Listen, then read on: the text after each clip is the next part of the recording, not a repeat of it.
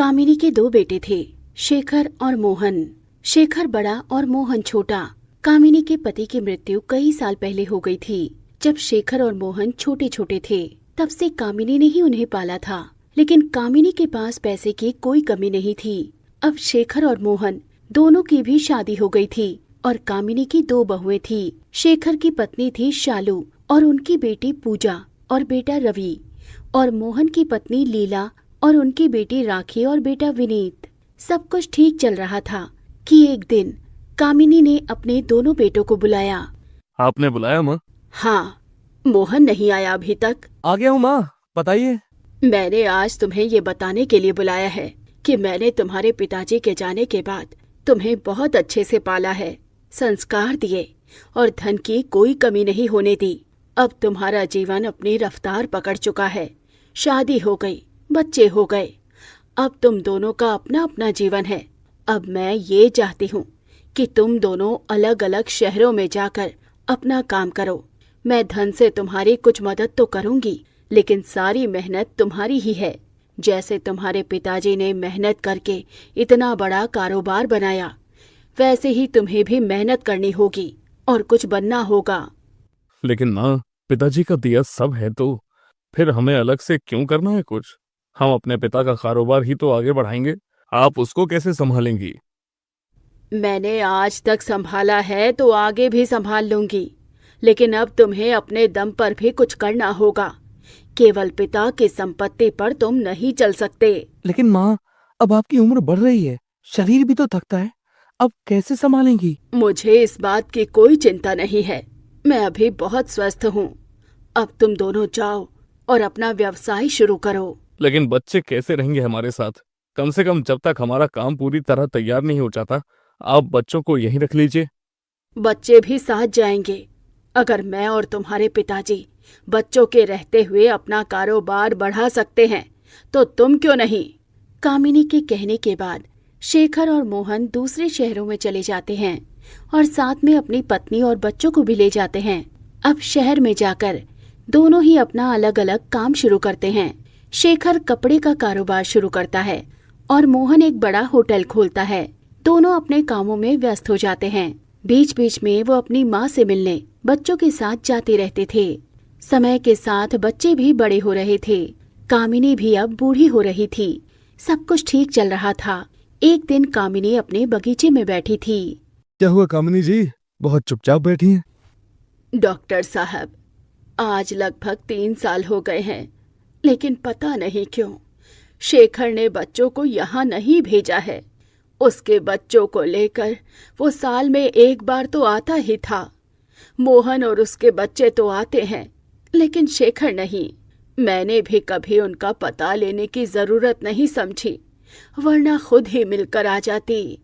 मैंने आपको कभी बताया नहीं क्योंकि शेखर ने मुझे मना किया था, लेकिन आपकी चिंता देखकर मुझे लगता है कि मुझे आपको बता ही देना चाहिए। क्या आप जानते हैं शेखर के बारे में? हाँ कामिनी जी, मुझे पिछले महीने शेखर के शहर में जाने का मौका मिला। एक शादी थी, वहीं मेरी मुलाकात शेखर से हुई थी। तो क्या उसने बताया कि वो घर क्यों नहीं आ रहा, और क्या उसका पता है आपके पास? माफ करना कामिनी जी, उसने मुझे जो बताया मैं आपको नहीं बता सकता।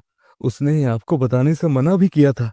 मैं उसके घर भी गया था, लेकिन उसने आपको उसके घर का पता बताने से भी मना किया है। कामिनी को डॉक्टर की बात समझ नहीं आती कि शेखर डॉक्टर को तो अपने घर ले गया, लेकिन मुझे पता बताने से मना कर दिया।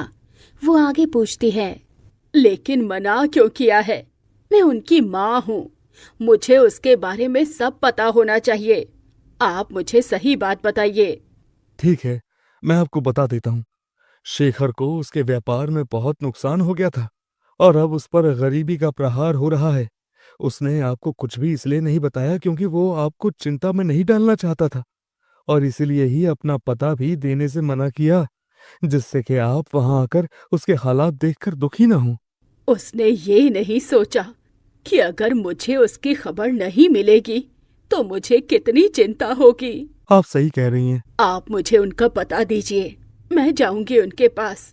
डॉक्टर कामिनी को उनका पता दे देता है। कामिनी शेखर से मिलने उसके घर पहुंच जाती है। कुछ दिन रहने के बाद लौटने लगती है। शेखर, मैंने तुम्हें इसलिए शहर नहीं भेजा था कि अगर तुम परेशानी में हो तो आना ही छोड़ दो। तुम मुझसे मदद ले सकते थे। माँ, मुझे लगा कि शायद आप मदद न करें, क्योंकि आपने कहा था ना, हमें अपने दम पर ही करना है सब। तो ये तो नहीं कहा था ना कि कभी जरूरत पड़े तो कुछ भी मदद ना लेना। मुसीबत के समय अपने मदद नहीं करेंगे तो कौन करेगा? ठीक है माँ, अब मैं जरूर लूंगा आपसे मदद। अब छुट्टियों में बच्चों को लेकर जरूर आना। अब मैं दोबारा नहीं बोलूंगी। छुट्टियां आती हैं और शेखर और मोहन के बच्चे दादी के पास जाते हैं। कामिनी बच्चों को देखकर बहुत खुश होती है। बच्चों को भी अपनी दादी के घर बहुत अच्छा लगता है। एक दिन शेखर के बच्चे पूजा और रवि अपनी दादी के साथ कार में घूमने जाने की जिद करते हैं। दादी, हमें घुमाने ले चलो ना कार में, हमारे पास तो कार भी नहीं है। हाँ दादी, हमें जाना है। हाँ हाँ, क्यों नहीं, बिल्कुल चलेंगे। तुम दोनों तैयार हो जाओ और तुम्हारे चाचा के बच्चे राखी और विनीत से भी कह दो। दादी, आप कह दो उन दोनों से, हम नहीं कह सकते, वो हमसे ठीक से बात भी नहीं करते। हाँ दादी, हम कहेंगे तो वो नहीं आएंगे। अरे ऐसा क्यों कह रहे हो, वो तो तुम्हारे छोटे भाई बहन हैं, क्यों नहीं आएंगे? रुको, मैं बुलाती हूँ। राखी, विनीत, जल्दी यहाँ आओ। हाँ दादी, कहिए। जाओ, विनीत को बुला लाओ। आज हम सब कार में दूर तक घूमने चलेंगे। हम नहीं जाएंगे दादी, विनीत भी नहीं जाएगा। इनके साथ जाना हमें अच्छा नहीं लगता। क्यों? हम इनसे अमीर हैं, हम इनके साथ क्यों रहें? हम तो रोज ही कार में घूमते हैं, हमें क्या जरूरत है इन गरीब बच्चों के साथ जाने की? आप इनको ही ले जाओ। हाँ दादी, हमें नहीं जाना। नहीं बच्चों, ऐसा क्यों कह रहे हो? ये दोनों तुम्हारे भाई बहन हैं।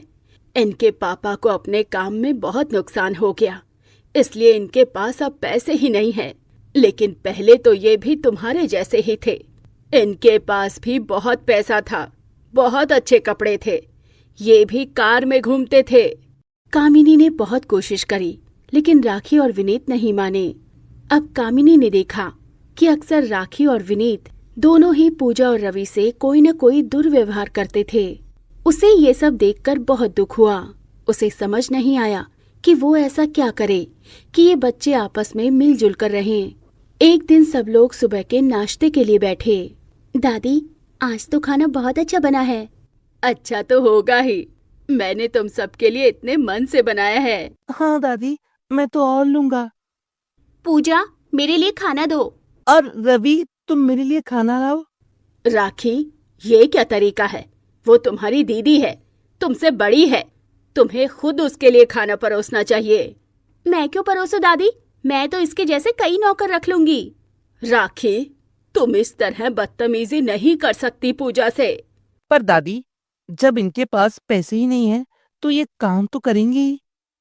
ये तो बिल्कुल गलत बात है। तुम दोनों का व्यवहार बहुत गलत होता जा रहा है। हर दिन कामिनी दोनों बच्चों का व्यवहार देखकर बहुत दुखी थी।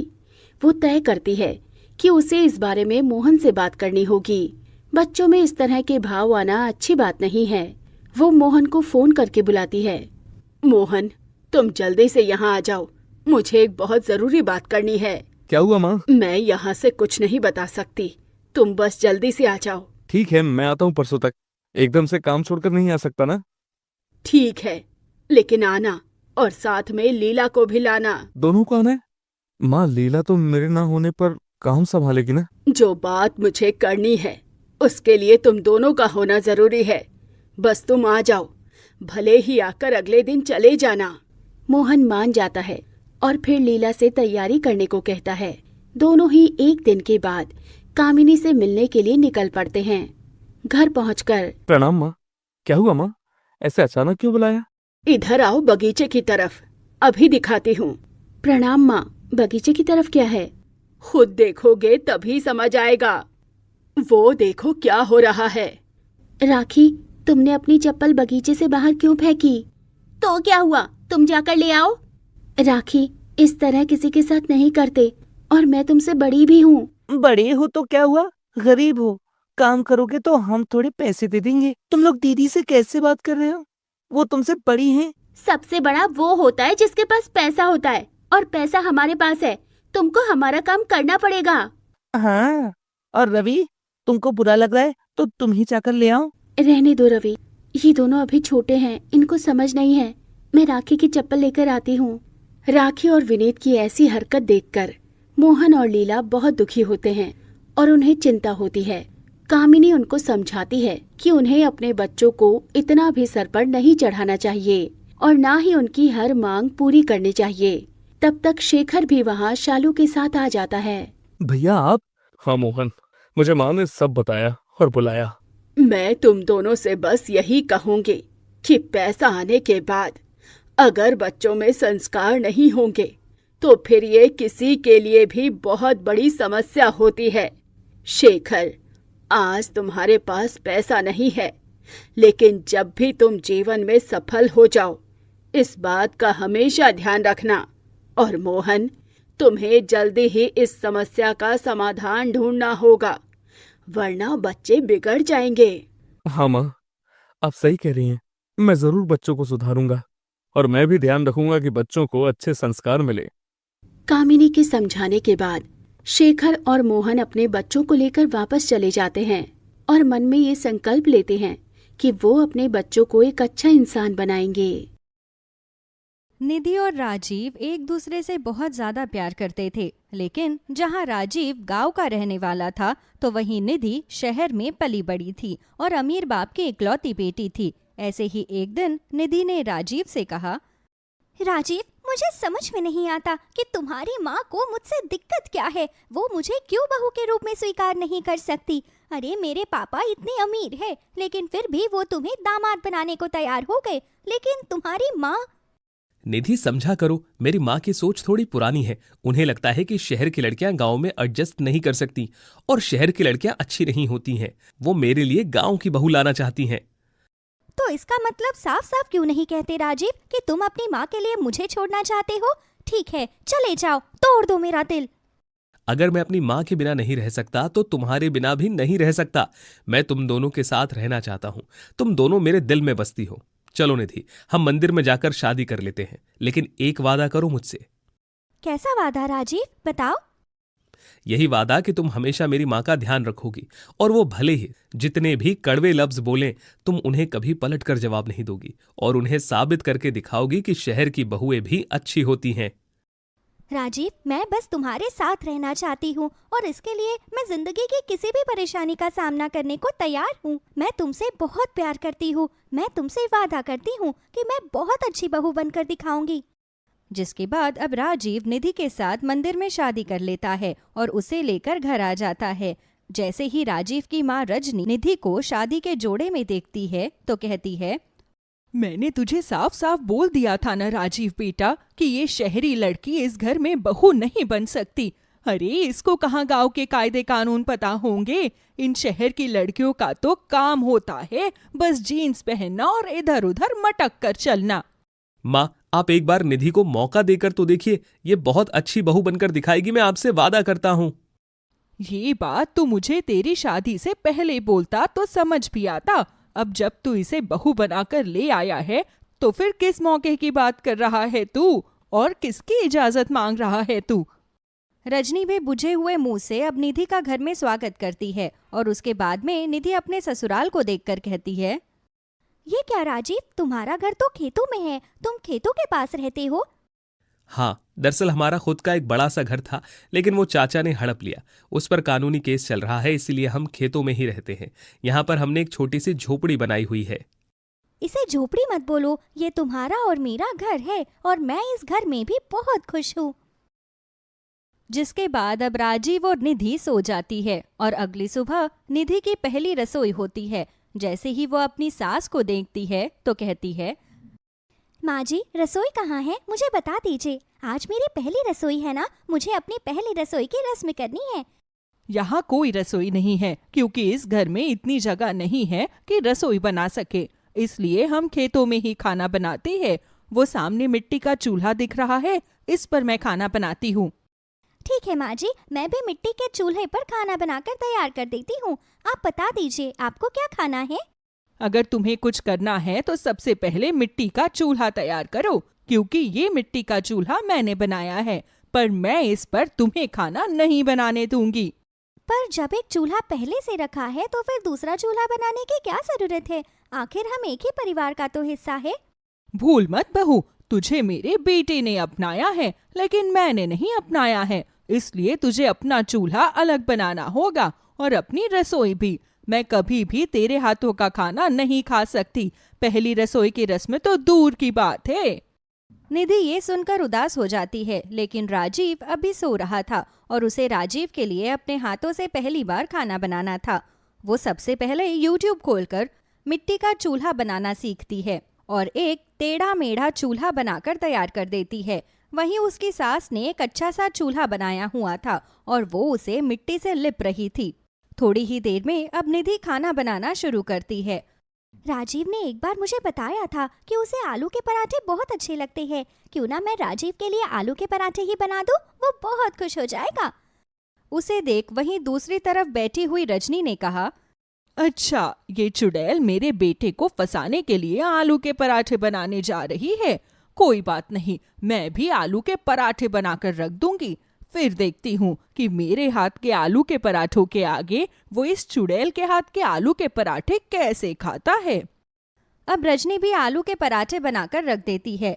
थोड़ी ही देर में अब राजीव आता है और कहता है, और मेरे घर की दो दो महारानियां क्या कर रही हैं? जल्दी जल्दी मुझे कुछ खाने के लिए दे दो, मुझे फैक्ट्री जाना है काम के लिए। इसके बाद में अब निधि और रजनी दोनों ही अपनी थाली राजीव के आगे परोस देती है। जहां रजनी के आलू के पराठे घी से बने हुए थे, वहीं निधि के पराठे टेढ़े मेढ़े थे।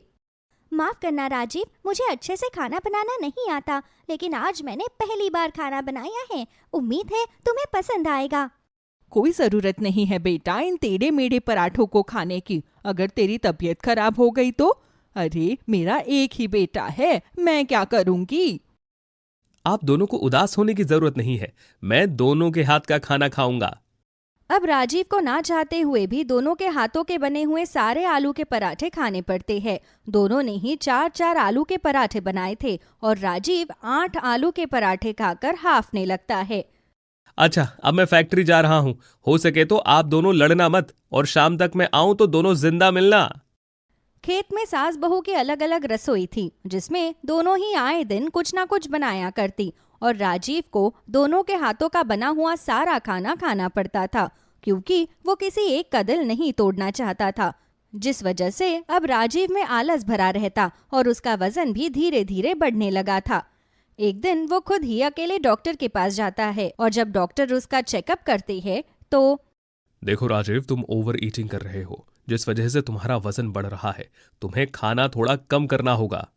डॉक्टर साहब, मैं नहीं कर सकता, क्योंकि खेत में मेरी बीवी और माँ की अलग अलग रसोई है। मैं जिसके हाथों का खाना नहीं खाऊंगा उसका दिल टूट जाएगा। अब आप ही बताइए, ऐसे में मैं क्या कर सकता हूं? उन दोनों का दिल और जिंदगी भी टूट जाएगी अगर तुम्हें कुछ हो गया तो। इसीलिए अभी समझा रहा हूं, अपने खाने पर थोड़ा कंट्रोल करना सीखो।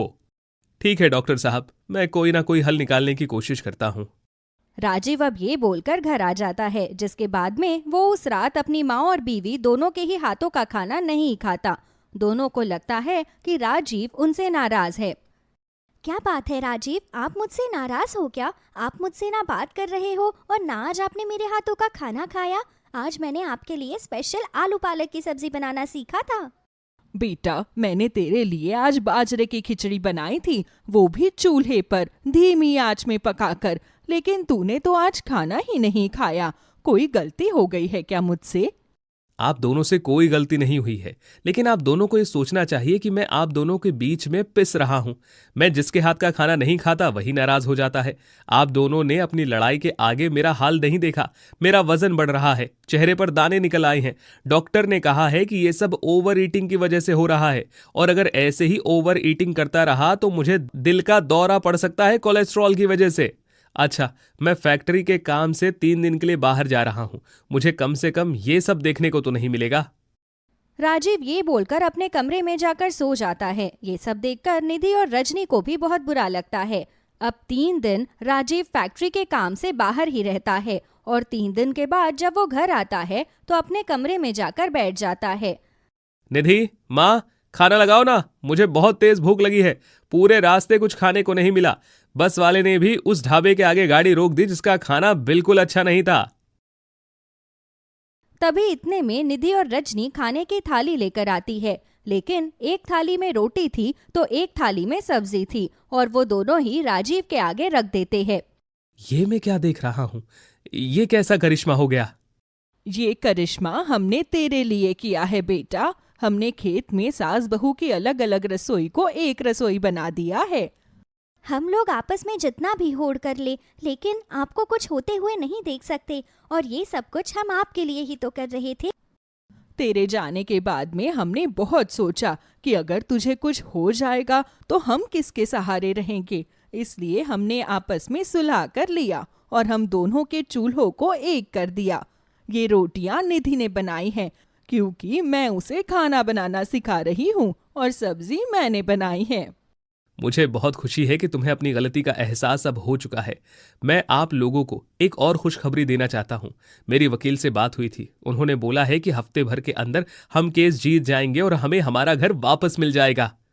ये सुनकर अब निधि और रजनी भी बहुत ज्यादा खुश हो जाते हैं और एक हफ्ते के बाद में उन्हें उनका घर वापस मिल जाता है और निधि भी अपने घर में आकर बहुत खुश होती है। जिसके बाद अब रजनी भी अपनी खुशी से निधि की धूमधाम से मुंह दिखाई की रस्म रखवाती है और अपने सभी पड़ोसियों को बुलाती है। बहुत बड़ी खूबसूरत लेकर आई हो तुम, लेकिन रजनी तुम तो कहती थी कि शहर की लड़कियां अच्छी नहीं होती, और मैंने तो ये भी सुना था कि खेतों में सास बहू की अलग अलग रसोई थी, फिर अचानक ये सब कैसे हो गया? वो मेरी गलती थी। मुझे लगता था कि शहर की लड़कियां अच्छी नहीं होती और भले ही खेतों में सास बहू की अलग अलग रसोई थी, लेकिन अब इस घर में सास बहू की एक ही रसोई होगी और सास बहू मिलकर उस पर खाना बनाया करेंगे। इसके बाद अब रजनी भी प्यार से अपनी बहू निधि को गले से लगाती है और उसे अपने खानदानी शगुन के कंगन दे देती है और इस तरह खेतों में सास बहू की अलग अलग रसोई अब निधि के ससुराल में सास बहू की एक रसोई में बदल जाती है।